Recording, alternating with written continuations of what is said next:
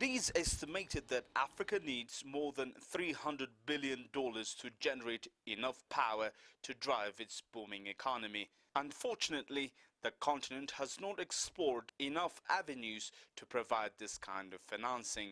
Here in Ethiopia, a conference is being held aiming to shed light on how governments can partner with the private sector to generate power from geothermal, wind, solar, biofuel and hydropower sources. A key part of what would attract investors into the market would be around, well, what kind of returns can they make?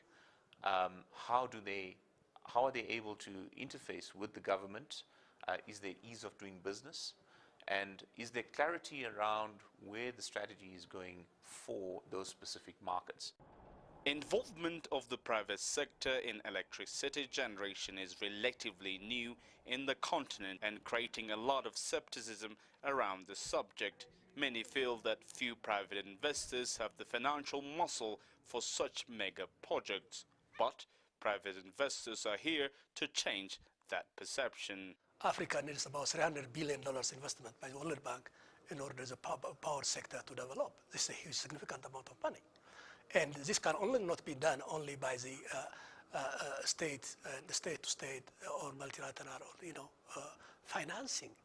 The infrastructure growth in Ethiopia demands that the government also engage the private sector to generate, because what the government can and what the government needs, it does not coincide. So the gap has to be filled by somebody else, and that somebody has to come from the private sector.